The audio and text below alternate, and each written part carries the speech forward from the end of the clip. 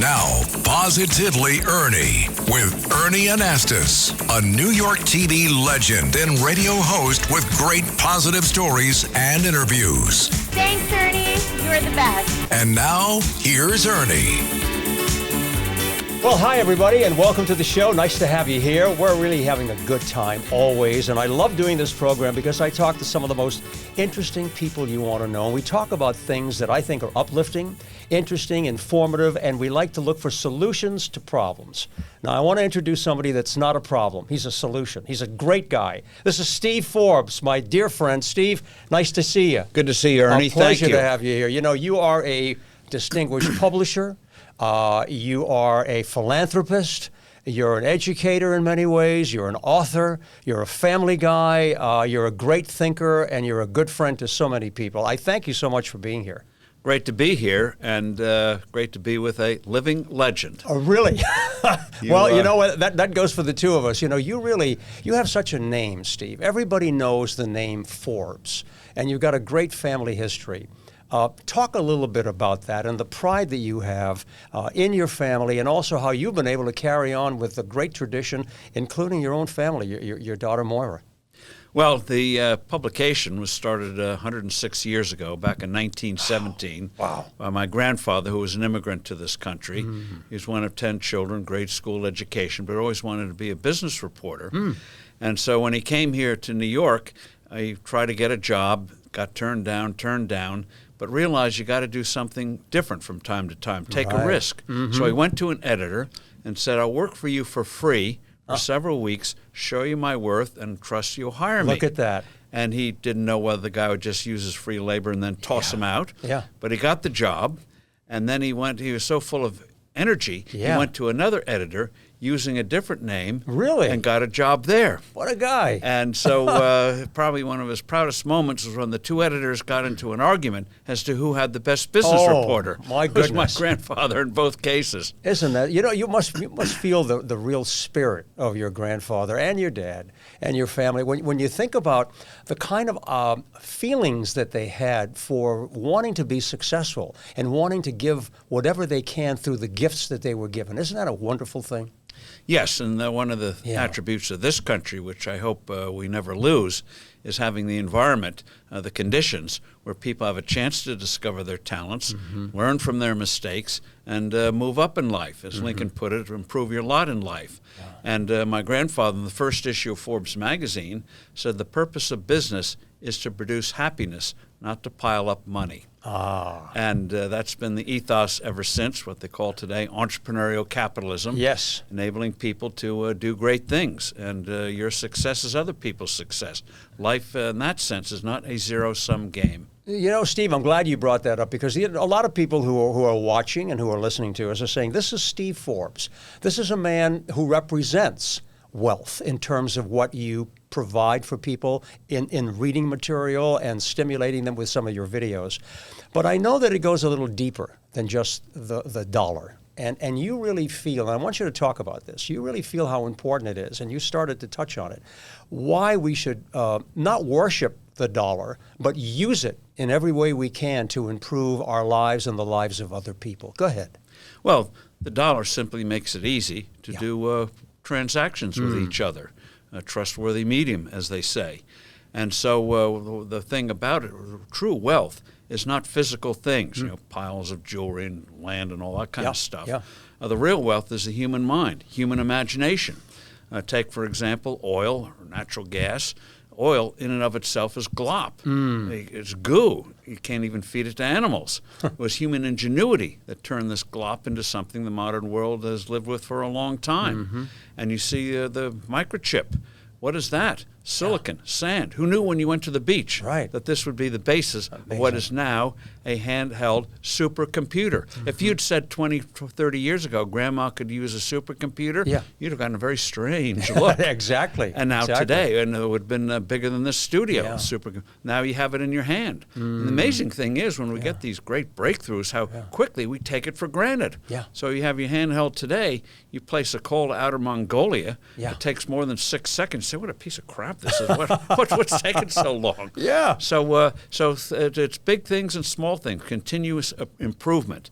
people striving to do things better and better and better. You know, Steve, when we think about progress, you know, we're all in favor of seeing things improve. I want to get your take on a lot of things, because right now a lot of individuals are saying, you know, we're not in the right place. Our country and our world, okay, we're not in the right place. We need some help to really redefine our values, who we are, what we stand for, what we're going to be working hard for. And people feel that there's so much division, so much anger, and all of that kind of violence that we're witnessing. What do we need to make things better, Steve?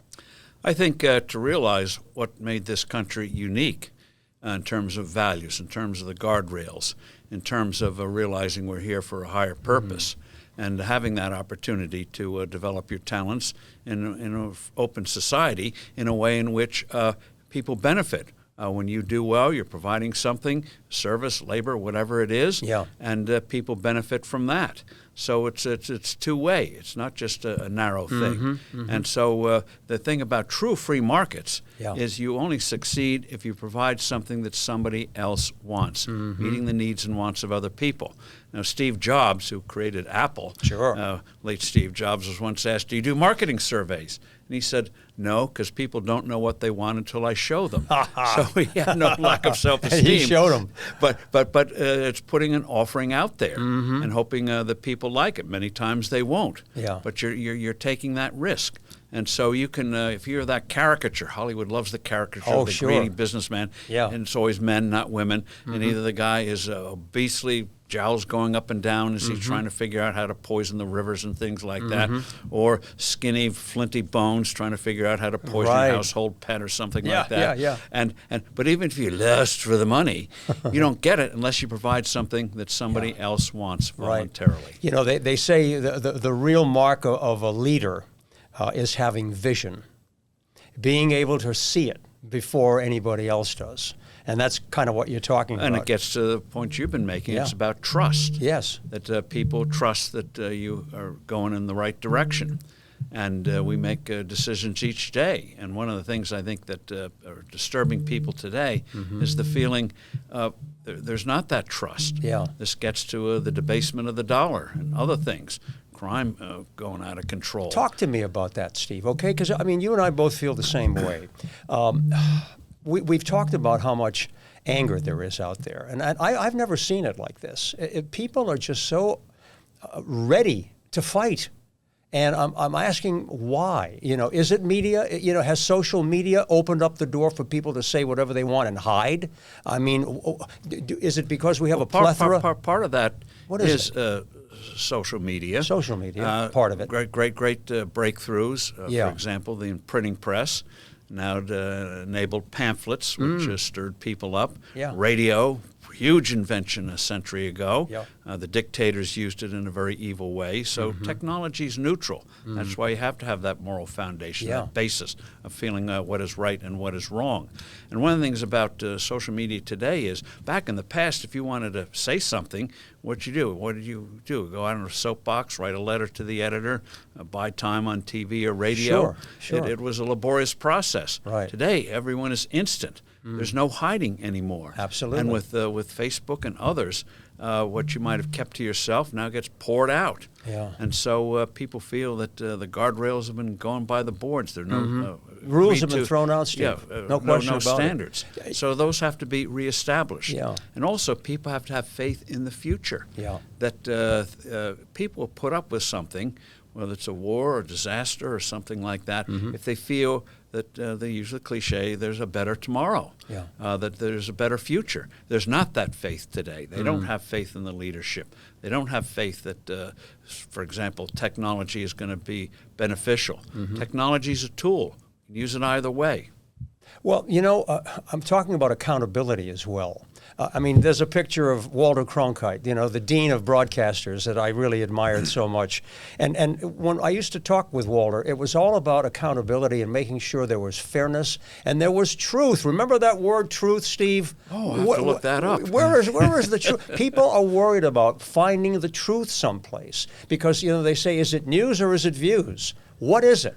So help me define that. Well, that's why the internet is a great commoditizer. And so people are looking for something, where can I go that I trust to get different kinds of information? And so what they call branding is now more important than ever before, in the sense that, I can go there and I know I can get this and all the noise and stuff that's going on around me. And that is, I think, again, we have to establish those guardrails. And it's not passing laws. It's about certain things you just don't do. You just don't do. And if you do it, your people look down. Well, why are you like that? You know, the broadcast companies used to have standards and practices. There was a big department. I remember for years they had big departments, standards and practices. And it seems as though that because everything has changed dramatically, that we don't have any of these standards anymore. It's like you do whatever you want to do. And that concerns me a lot. I really worry about that because I don't know what the future will bring, Steve. You know, I interviewed somebody once and I said, what do you think the problem is? That we all seem to be dealing with these issues, you know, violence, misinformation and so forth, and just being confused about life in general. And she said to me, I think we have too many choices. And that may be a simple way to say it, but she said, because we have so much of everything, we get confused. We're not sure. If you go in to buy a product, it could be toothpaste. One brand could have 20 different choices. This percent, this additive, that additive. It makes people crazy. Do you think we have just too many media outlets right now for people to deal with? Well, thanks to technology, we have 331 million outlets. Yeah. Every individual it's amazing. Is a publisher, is a broadcaster. Yeah. They do it every day. Is that a good or a bad thing? Well, it's there. And the question is, how do you establish the environment where that can be a flourishing thing rather than a downgrading thing? That gets in, again, certain things you should not be putting on the internet, and will find you out, and you should be shunned for it.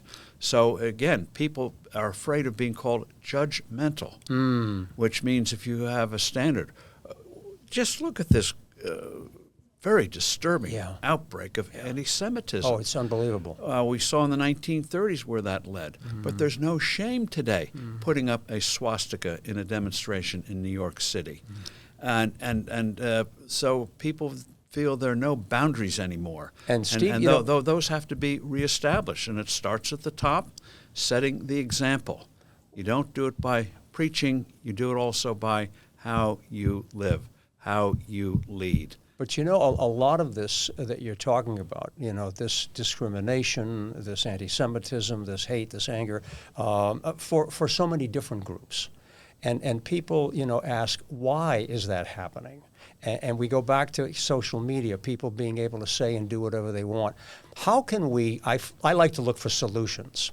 How do we find an answer to make things better? What do we need from a political standpoint, from an educational standpoint, social, family, all of that? What do we do to say, okay, you know what? We're going to find answers to these problems. Well, I think it starts by empowering parents again. One of the things I think that one of the few good things that came out of the COVID crisis is the rise of what they call education savings accounts, where parents get to control the resources. Yes. You may have a good school in your neighborhood, but it may not be right for your particular child at that particular point in that child's life. So empower the parents. Maybe they'll make a wrong decision, but most of the time I trust them, so the culture's not fighting them. They get to control the culture again. Yeah. So in terms of money, money is not a commodity. Money is simply a means of doing transactions. It's like a claim check. You know, you go to a restaurant, you check your coat. What do? You get a piece of paper, a piece of plastic, worth nothing in and of itself, but a claim on a real product. You buy a ticket to an event, whether it's a piece of paper or things on your handheld. Sure. It's a means of making things happen. Yeah. So if you try to muck around with the value of money, which we've been doing for decades, it undermines social trust. We can be perfect strangers, but if we trust the dollar, we can do great deals together. You don't have to know me. I don't have to know you. We know that this is a way in which we can do business with each other. And I think John Maynard Keynes, the British economist, once said, when you undermine the value of a currency, people get confused. Not one in a million understands what is happening. Why are prices going up? Yeah. Is somebody trying to cheat me? So it brings out, it poisons society. You saw that in Germany in the early 1920s. So that's why you need to get reestablished social trust. And then again, we need by that. empowering parents, by having a trustworthy currency, by creating an environment where people really feel they have a chance to get ahead. Yeah.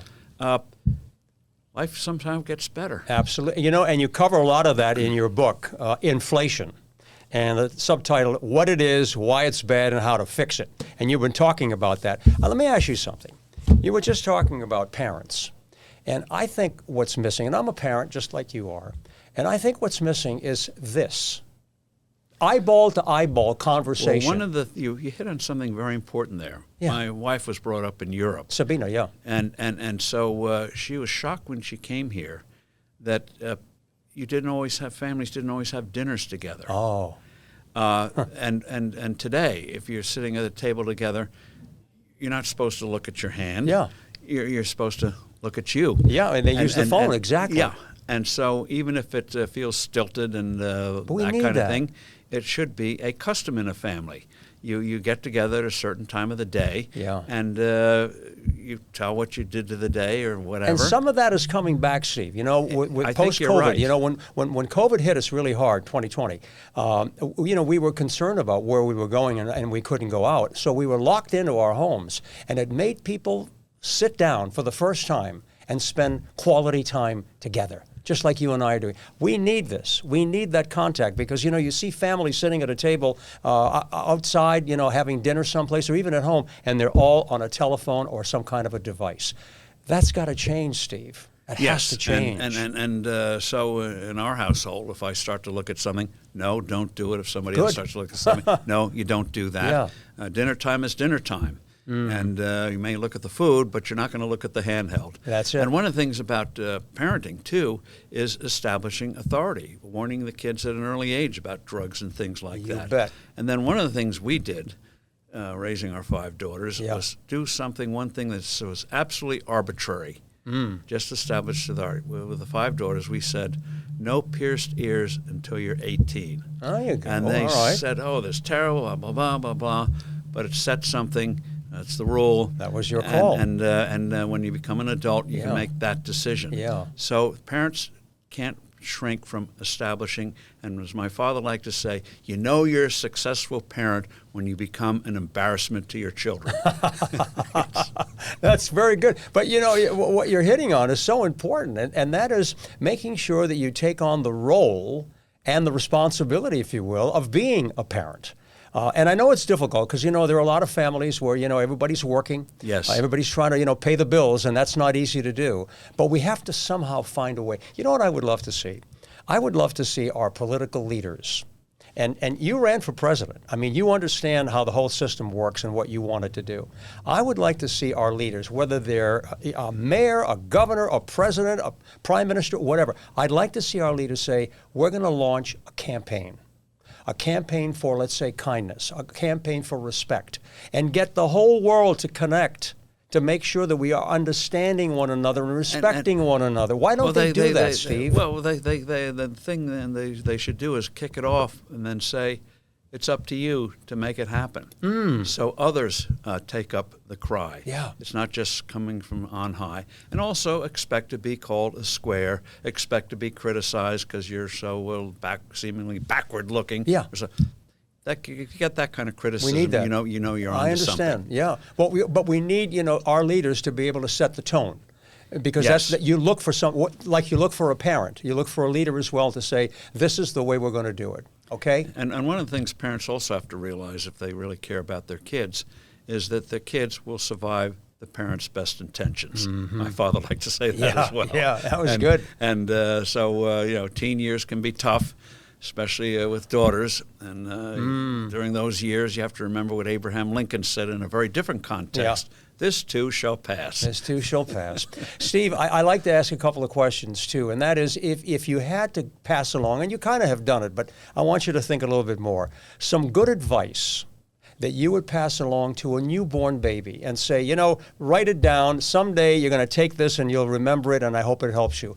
What advice would you give? And I know times will change, but what advice would you give from your experience and your wisdom and your experience to a newborn to say, I hope you use this well?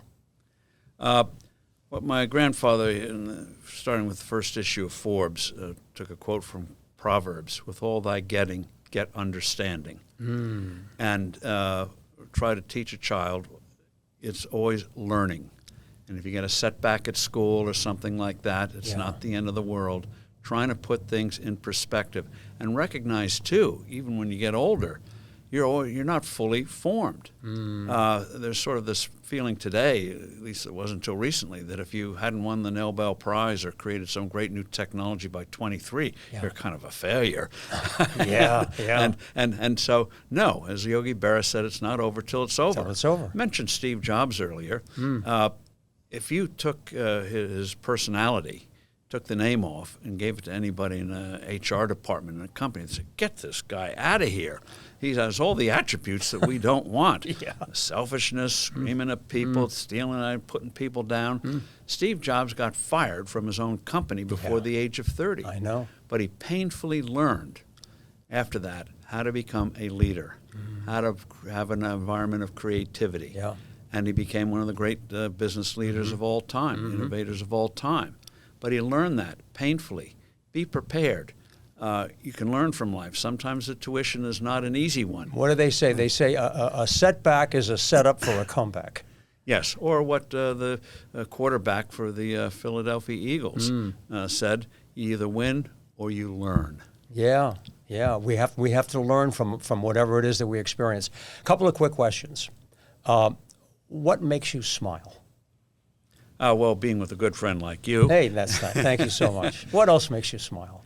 Well, one is when you get something done, whether it be a big thing, small thing. And also, as you get older, you realize this is not a dress rehearsal. And so, as Yogi Berra said, you keep going. Keep going. And seeing a grandkid. These things make you smile. What makes Steve Forbes cry? Well, I think it's not the physical thing, but when something tragic happens in the family or with a friend, or you see something happening in the world and the country, like this outbreak of 1930s-style hate, which is very, very ominous, that hurts. And also, you make mistakes. You might have hurt somebody unintentionally, or not done something that got caught up in all the other things you do. And so realize humans are not perfect. Human nature doesn't change. But as Abraham Lincoln said, at least try to appeal to the better angels of nature. Better angels of nature. And if you have one wish, Steve, one wish to say, I would love to see this happen, what would it be? America having confidence in itself again. Be good for us and be good for the world. Yeah, and I think a lot of people will agree on that point. Steve, you're a delight. I mean, we could go on and talk for another half hour or so, but you really have been a terrific guest. And thank you, and you're a great interviewer. You know how to bring it out of people. Thank you, Steve. I wish you and your family great holidays, good times, good health, and happiness together. Hold my hands. I like to have that connection, okay? Thank you so much. The great Steve Forbes, ladies and gentlemen. Thanks for being here today. Thank you, Ernie. Appreciate it. Thank you for joining us, and we'll see you next time. And stay positive, America.